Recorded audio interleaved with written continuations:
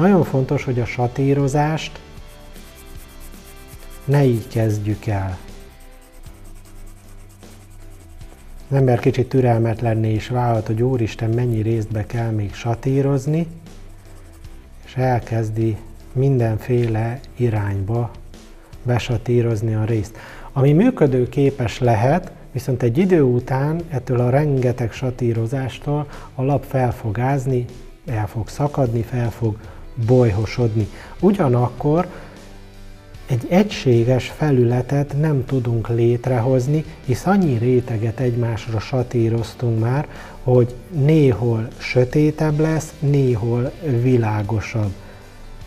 Fogod érezni majd, hogy a lap mennyi satírozást bír el, még azért bírja a lap, de egy idő után már fogod érezni, hogy kezd felhullámosodni, illetve felbolyhosodni.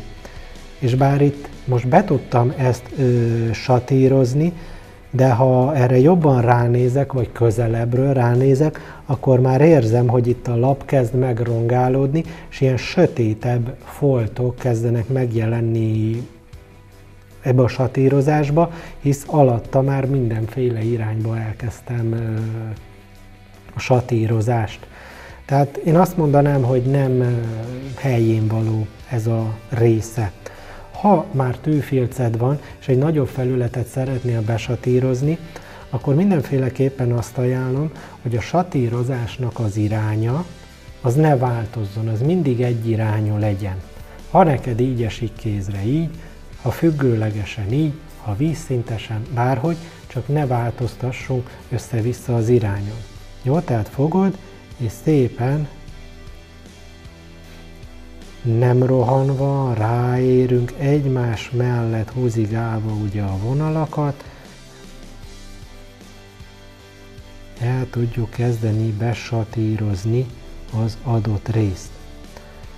Ugye azért mondtam, hogy majd ki fogok térni rá, de azért is mondtam, hogy ilyen nagy felületet, ilyen vékony filccel elengedhetetlen, hogy a satírozásnál, hogy ne legyen vonalkás, hisz több réteget egymásra kell rakni, de még mindig egyenletesebb tud lenni, illetve a lap nem ázik fel olyan mértékben, mint hogyha alatta már mindenféle irányból rásatíroztam volna.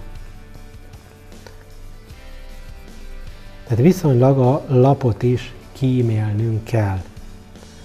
A széleknél, ugye sarkoknál meg lehet egy kicsit az irányt változtatni, de az esetek nagy többségében azért nem árt tartani, vagy legalábbis itt a nagyobb, belsőbb részekbe nem árt az irányt ugyanúgy megtartani.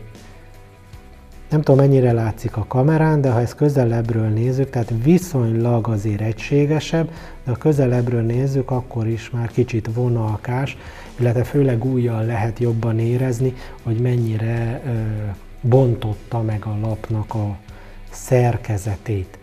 Jó, tehát a tűfilchez ennyit tudnék most így kezdetben hozzátenni, ezt át is húzom, hogy inkább ez legyen a helyes út.